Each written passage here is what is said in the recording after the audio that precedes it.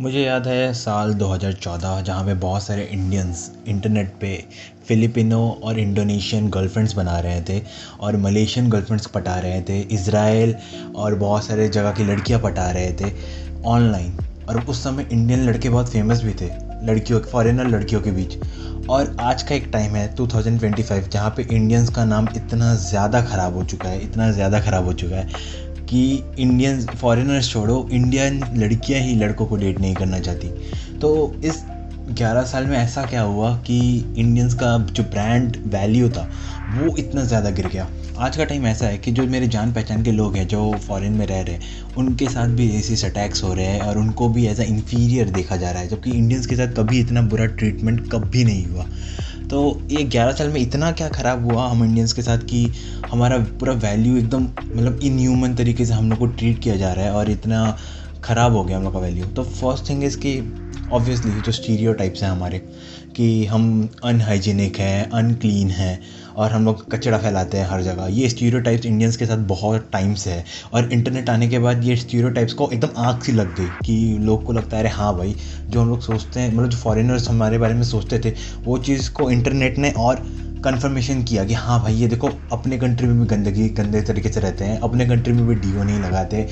और ये स्टीरियोटाइप्स इतना ज़्यादा फेमस हो गया कि अब फॉरेनर्स हमें वैसा ही देखते हैं। दूसरा चीज़ है जो हमारी न्यूज़ मीडिया है, जो अब देखोगे कि ऑल ओवर वर्ल्ड में ना जो न्यूज़ मीडिया है ना वो लोकल लैंग्वेजेस में पब्लिश होती हैं। लेकिन इंडिया एक कंट्री है ना जहाँ पे हर न्यूज़ मीडिया का ना खुद का एक इंग्लिश चैनल और हिंदी चैनल और लोकल चैनल सब है। जिसकी वजह से क्या होता है कि जो इंडियन न्यूज़ होती है ना वो इंग्लिश में पब्लिश होती है और वो इंटरनेशनल मीडिया भी देख पाती है कि इंडिया के अंदर क्या हो रहा है। फॉर एग्जांपल इंडिया में कोई मर्डर होता है या फिर कोई भी विमेन रिलेटेड क्राइम होता है जो कि ऑल ओवर द वर्ल्ड होता है, लेकिन जब वो इंडिया में होता है ना वो फॉरेन कंट्रीज़ में भी पब्लिश होने लगता है और फॉरेन कंट्रीज़ में भी लोग रीड करने लगते हैं क्योंकि इंडियन मीडिया इंग्लिश में पब्लिश करता है उस चीज़ को। इंग्लिश बहुत सारे वेस्टर्न कंट्रीज़ का फर्स्ट लैंग्वेज है, तो वो उनके पास डायरेक्ट इंडिया का न्यूज़ जाता है कि हाँ देखो ये इनके यहाँ पे विमेंस के साथ बुरी तरह से ट्रीटमेंट हो रही है। तो वो बहुत ख़राब इमेज आता है इंडिया का, जबकि ऐसा जो चीज़ें इंडिया में जो क्राइम्स होती हैं वो all over the world her country में होती है, लेकिन इंडिया में वो ज़्यादा हाईलाइट होती है क्योंकि हमारा मीडिया उस इंग्लिश में पब्लिश करता है। तीसरा चीज़ है जो अटेंशन सीकिंग हमारा बिहेवियर है। जो हम इंडियंस हैं ना हमें अटेंशन बहुत ज़्यादा पसंद है और हम लोग इतने टाइम से एक कॉलोनाइज्ड कंट्री रहे हैं ना कि हम लोग का माइंडसेट एक स्लेव जैसा हो गया, एक अटेंशन सीकर जैसा हो गया जिसको हमेशा एक अटेंशन चाहिए, दूसरों का वैलिडेशन चाहिए, गोरे चमड़े की वैलिडेशन चाहिए। और वो चीज़ ना हमें इन्फीरियर बनाता है गोरों के सामने, क्योंकि गोरों को लगता है ना कि जब हम उनसे सर करके बात करते हैं ना तो उनको लगता है कि हम उनको बहुत सुपीरियर मानते हैं। और ये चीज़ आप इंडियंस के बिहेवियर में भी देख सकते हो। जैसे ही कोई मूवी का ट्रेलर आता है, जैसे ही कोई मूवी का कुछ भी आता है ना, इंडियंस एकदम जाके गोरों को रिक्वेस्ट करने लगते हैं कि प्लीज़ सर प्लीज़ हमारे मूवी का रिव्यू दे दो, हमारा चैनल देख लो, हमारा सॉन्ग सुन लो, हमारा मूवी का एक बार रिएक्शन कर दो। ये बहुत चीप मेंटालिटी है। गोरों को लगता है ना कि हम लोग मरते हैं उनके वैलिडेशन के लिए, जो कि सच में हम लोग मरते हैं, और उनको ना वो चीज़ का वो पूरा फ़ायदा उठाते हैं। हमें इन्फीरियर तो सोचते ही हैं और हमें ख़राब तरीके से भी ट्रीट करते हैं। तो ये सब चीज़ का सल्यूशन क्या है? तो इस चीज़ का सल्यूशन क्या है? हम इंडियंस ऐसा क्या कर सकते हैं कि हमारा ब्रांड वैल्यू जो ब्रांड इमेज है वो इम्प्रूव हो?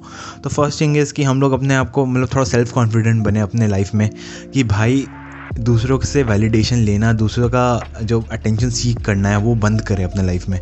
इतना ज़्यादा अटेंशन जो हम लोग सीख कर रहे हैं गोरों का, वेस्टर्नर्स का, फॉरेनर्स का, वो बंद करना चाहिए। हमें समझ में आना चाहिए कि भाई हम लोग बहुत गलत कर रहे हैं, अपना ब्रांड इमेज ख़राब कर रहे हैं, अपना सेल्फ इस्टीम डाउन कर रहे हैं। दूसरा चीज़ है जो स्टीरियोटाइप्स हैं हमारे रिलेटेड कि हम लोग बहुत अनहाइजीनिक हैं, बहुत गंदे तरीके से रहते हैं, डीओ नहीं यूज़ करते हैं, तो हमें यूज़ करना चाहिए। एक एग्जांपल देता हूँ, मैं सामने ऑटो में बैठा हुआ था, जिस सिटी से मैं बिलोंग करता हूँ वहाँ सामने भी ऑटो वाले के बगल में भी बैठते हैं। तो मैं ऑटो वाले के बगल में बैठा हुआ था और लिटरली वो ऑटो वाला इतना गंदा स्मेल कर रहा था ना कि ऐसा लग रहा था कि मैं ऑटो में वहीं डेड हो जाऊँगा, उसके बगल में ही मैं ऐसे ड्रॉप डेड गिर जाऊँगा।